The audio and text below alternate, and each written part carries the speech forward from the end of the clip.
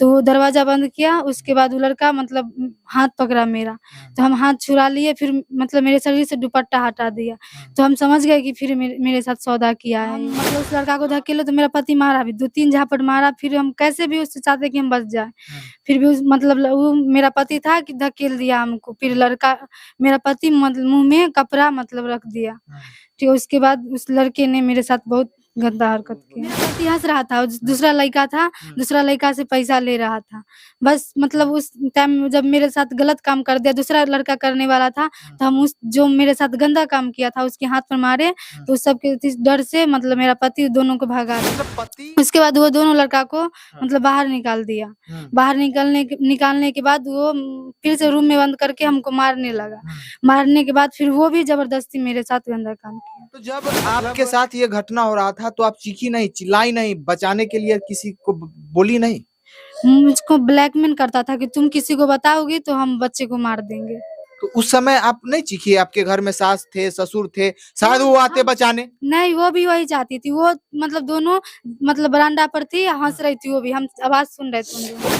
अभी हम वैशाली में हैं और आपको एक ऐसी कहानी से रूबरू करवाने जा रहे हैं जिसे सुनकर आपकी पैरों तले जमीन खिसक जाएगी। सबसे पहले हम उस लड़के का नाम बताने जा रहे हैं जिसके बारे में आपको पूरी जानकारी हम आपको देंगे। लड़के का क्या नाम है बाबू? गुड्डू दास।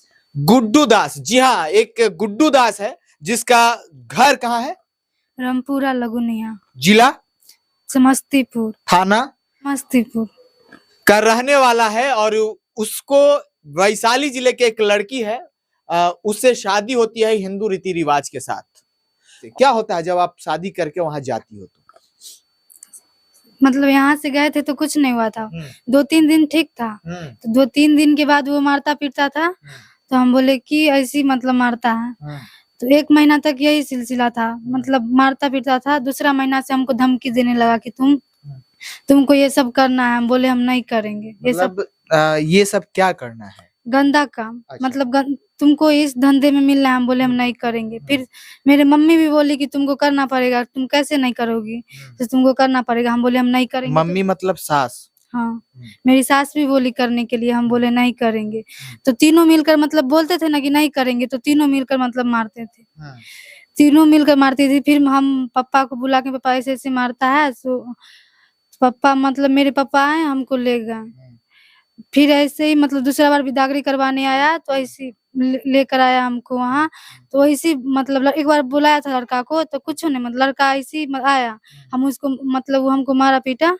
तो हम उस लड़का को भी इसी तरह हमला किए थे, तो वो भाग मतलब चला गया लड़का। मतलब पहले भी आपके साथ गलत करवाने के लिए अपने दोस्तों को बुलाता था? सिर्फ कुछ हुआ था नहीं, लाया कुछ हुआ था। था नहीं? नहीं, मतलब उस लड़का पे वार किया ना तो चला गया, कुछ नहीं मतलब चला गया।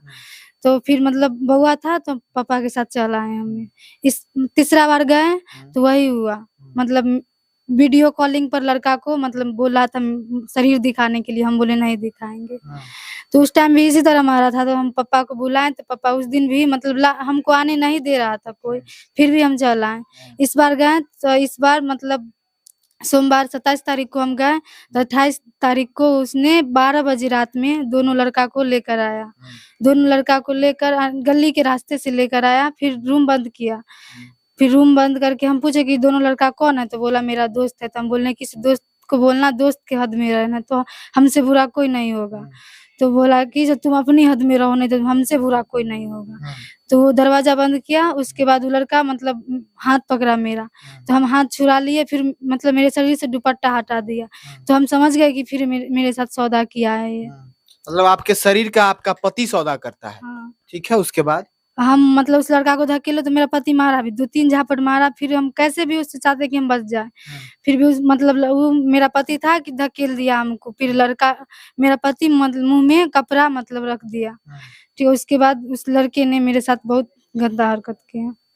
देख लीजिए, जब कहा गया है कि रक्षक ही जब भक्षक बन जाए तो समझ लीजिए कि क्या होगा। एक पिता जो है बेटी का हाथ जो है किसी लड़के के, पराये लड़के के हाथ में देता है, इसलिए देता है अपनी बेटी को कि वह जो है उसका रक्षा करेगा। और 7 जो फेरा होता है, 7 वचन भी पति और पत्नी के बीच लिया जाता है कि हम तुम्हारी रक्षा करेंगे, लेकिन जब रक्षक ही जब भक्षक बन जाए तो आज ये लड़की का यही स्थिति है। उसके बाद क्या होता है? तो मेरा पति हँस रहा था, दूसरा लड़का था, दूसरा लड़का से पैसा ले रहा था।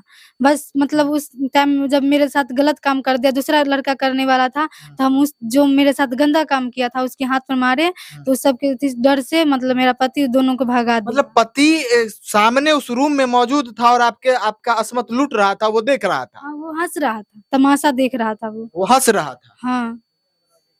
उसके बाद वो दोनों लड़का को मतलब बाहर निकाल दिया। बाहर निकालने के बाद वो फिर से रूम में बंद करके हमको मारने लगा। मारने के बाद फिर वो भी ज़बरदस्ती मेरे साथ गंदा काम किया।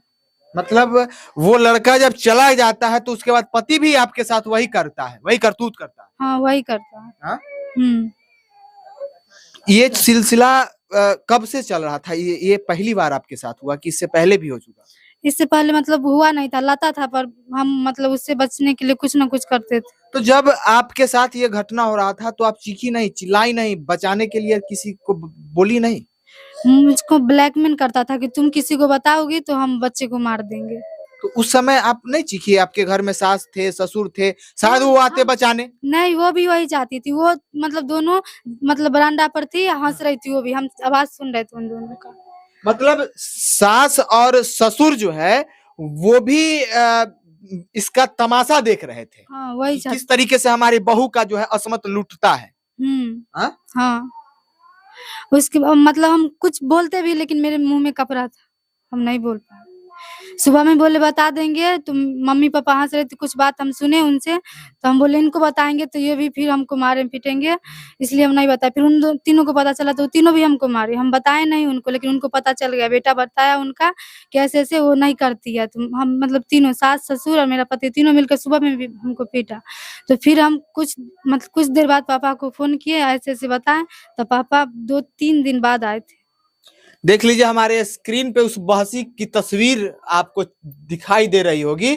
आप लोग इसका निर्णय लीजिए कि ऐसे बहसी बहसी को क्या सजा मिलनी चाहिए। वैसे अब आप क्या चाह रही हैं? सबसे बहुत बड़ा सवाल है कि अब आप क्या चाह रहे हैं वैसे बहसी के लिए? हम न्याय चाहते हैं, बस उसको जेल बिठाना चाहते हैं हुँ? कि कोई फिर किसी लड़की के साथ वो ऐसा ना करे। फिर ऐसी किसी लड़की के साथ ऐसा ना करे, किसी का जीवन बर्बाद ना करे। हाँ। हाँ? हुँ। देख लीजिए जब पत्नी खुद अपने पति को जेल भिजवाने के लिए चाह रही है, इसलिए चाह रही है क्योंकि वह पति जो है वह एक कमरे में था और अपनी पत्नी का असमत लूटता देख रहा था, लुटवा रहा था और वह जो है तमाशा देख रहा था। क्या? हाँ। हाँ? हाँ। आप यह चीज अपने पिता को और अपने माता को कब बताई, माँ को?